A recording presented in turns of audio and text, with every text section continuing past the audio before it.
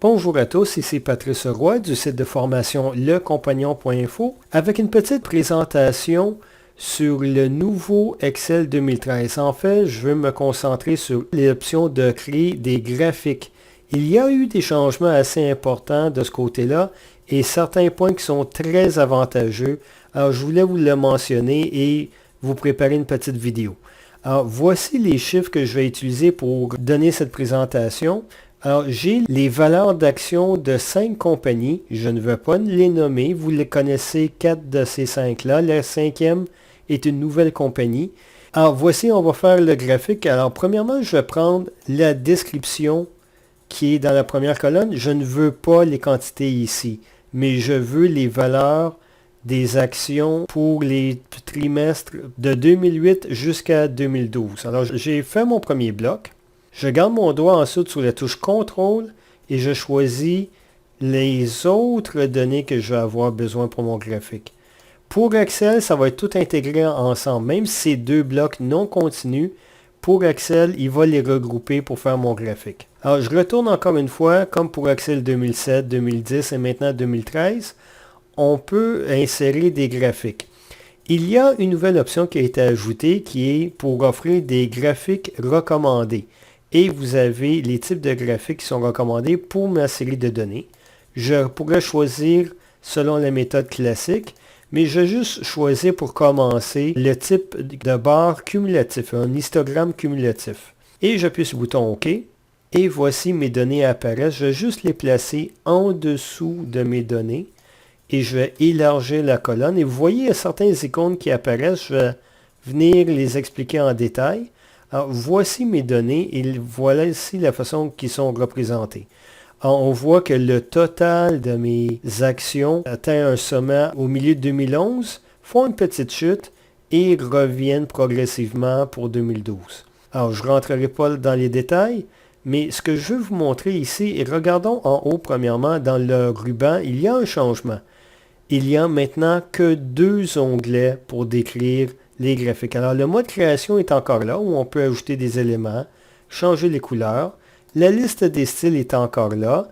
On peut inverser les données ou sélectionner des données, modifier le type de graphique et aussi déplacer le graphique à une autre feuille de calcul si on le désirait. Et il y a encore une fois l'onglet Format avec la liste des items qu'on peut accéder, la disposition, changer les éléments ici. Et si vous remarquez, il manque un onglet.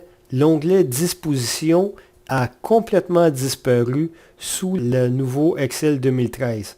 Mais il a été remplacé et d'autres éléments ont été ajoutés au graphique. Alors retournons à notre graphique maintenant. Et si vous regardez à la droite du graphique, vous allez voir les 3 icônes qui ont été ajoutées. Alors ici, vous avez l'option pour ajouter ou gérer les éléments de votre graphique, les axes, les titres, et là, vous pouvez voir les éléments que vous pouvez ajouter et vous pouvez cliquer dessus pour ajouter des titres ou les étiquettes, les tables de données, les barres d'erreur, le quadrillage, et ainsi de suite, ou ainsi où est-ce que vous voulez qu'ils soient placés. Alors ça, c'est très intéressant et c'est beaucoup plus facile de les gérer directement à côté du graphique que d'avoir constamment à monter sur le ruban, changer l'option, redescendre au graphique et faire un va-et-vient ici entre les données. Alors ça, c'est quelque chose que j'approuve et que j'adore beaucoup. Vous êtes plus proche des données et vous pourrez les gérer plus facilement. Il y a les styles de graphique que vous pouvez choisir. Ceux qu'on voyait au tout début, alors vous les avez ici aussi, les styles recommandés, les styles disponibles. Alors, vous pouvez très rapidement vous mettre par-dessus et voir quel impact cela aura pour votre présentation. Alors, je vais prendre celui-ci. On voit immédiatement l'impact et c'est beaucoup plus facile à gérer de cette façon-là. Mais ce que j'adore est la nouvelle option pour filtrer les données.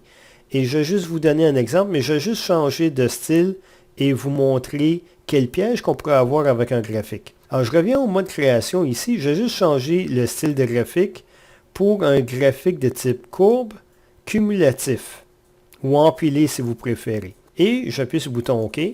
On a la même représentation et on voit les différentes barres. On voit que les proportions sont assez proches l'une de l'autre pendant les 2-3 premières années. et les différences augmentent grandement les années suivantes. Et d'ailleurs, plus qu'il y a de différences entre les barres, plus que ça démontre l'importance d'une de ces séries. Mais c'est encore difficile à lire de cette façon-là, surtout que j'ai une centaine de points dans ce graphique-ci à lire, et on pourrait le sortir d'une autre façon. Alors, je vais changer encore de type de graphique, mais cette fois-ci, seulement un graphique de type courbe. Et je me tiens à ceci. Vous voyez maintenant mieux l'impact de chacun des points ou chacun des courbes à l'intérieur de mon graphique. Alors, vous voyez ici qu'il y en a un qui monte grandement et qui chute aussi grandement. Alors, pour ceux qui s'inquiètent, je peux vous dire que la compagnie est sur le chemin pour se rétablir. Et vous voyez ici une autre compagnie qui ne semble pas donner beaucoup d'impact, bien qu'il y ait une augmentation d'environ 10% par année. Et vous voyez un autre produit ici, une nouvelle compagnie qui est émergente et en bleu ici, et que vous voyez qui atteint le sommet qu'on avait avec l'autre courbe. Alors ça, c'est tous des éléments qui sont intéressants et qu'on peut voir quand on le voit ligne par ligne. Mais comme vous voyez, c'est encore difficile de ressortir les données. Et c'est pour ça que j'adore l'option de fil qui a été ajoutée. Alors regardons ici, je vais tout simplement cliquer sur la liste. Regardons si je me mets par-dessus, on met plus d'emphase sur la ligne qui m'intéresse. Alors on voit la compagnie numéro 1 qui a pris du temps à se démarrer, mais qui est partie en grande flèche depuis les 2 dernières années. Et on voit ensuite la compagnie numéro 2 qui augmente très progressivement et qui va très bien. Et vous avez la compagnie 3 qui aussi est en croissance, mais qui est dans un secteur qui est plus à maturité. Et la compagnie 4 qui, oui, a atteint des sommets et des bas et qui est sur le point de se rétablir.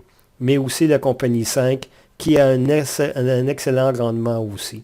Mais je voudrais mieux voir mes données. Alors disons que je vois la compagnie 4 et la compagnie 2, mais je veux les voir en même temps. Alors je peux désactiver les autres. J'appuie sur le bouton appliquer. Et regardez mon graphique, il est beaucoup plus simple à lire. Je peux me concentrer sur les données qui sont filtrées et rétablir en tout temps lorsque je veux. Alors, je veux les rétablir pour les catégories dès maintenant. Alors, j'appuie sur sélectionner tout. J'appuie sur le bouton appliquer et on revient à notre graphique original. Mais c'est aussi très intéressant parce qu'on peut appliquer sur plusieurs périodes aussi. Alors, si je veux faire ressortir des catégories, c'est très intéressant de cette façon-là. Un autre élément que j'aime beaucoup est la disponibilité d'un nouveau volet pour gérer le graphique. Alors, prenons l'exemple ici où je veux tout simplement cliquer sur une série ici et je fais un double clic. Automatiquement, il y a un volet qui va s'ouvrir à la droite de l'écran qui va m'offrir les options pour gérer l'élément que j'ai sélectionné. Alors, par exemple, je vais être capable de remplir les traits, choisir le type de ligne, la transparence, la composition et ainsi de suite. Alors, je pourrais aussi déterminer le type d'ombre ou de lumière que j'ai sur mes objets ou aussi si j'applique cette série à l'axe principal qui est à la gauche de l'écran ou ajouter un axe secondaire à la droite de l'écran. Alors, c'est très avantageux dans ce cas-ci lorsque vous avez des séries de données de proportions différentes. Alors, par exemple, je pourrais mettre sur l'axe principal des données en millions de dollars et sur mon axe secondaire, des parts de marché en pourcentage. Alors, la différence de valeur entre les deux est énorme, mais sur un axe secondaire, on verrait mieux les données sur les pourcentages et l'autre axe s'occuperait des quantités vendues ou des valeurs. Alors, ça serait intéressant à ce moment-là d'avoir deux axes, un pour les millions, un pour les pourcentages, et on aurait ces deux types de données à l'intérieur d'un même graphique. Alors, c'est pour ça qu'il y a l'option d'un axe secondaire. Mais aussi, si vous regardez pour les options ici, je peux choisir ensuite un autre élément qui compose le graphique et apporter des changements comme je le voudrais. Alors, ce volet est très avantageux puisqu'il est juste à côté de mon graphique. Alors, il est plus facile de gérer toutes ces options que d'avoir à continuellement monter et descendre pour voir les options sous les onglets Création et Format. Alors, j'espère que cette petite introduction va vous donner le goût d'essayer Excel 2013 et de voir tous ses avantages. À la prochaine!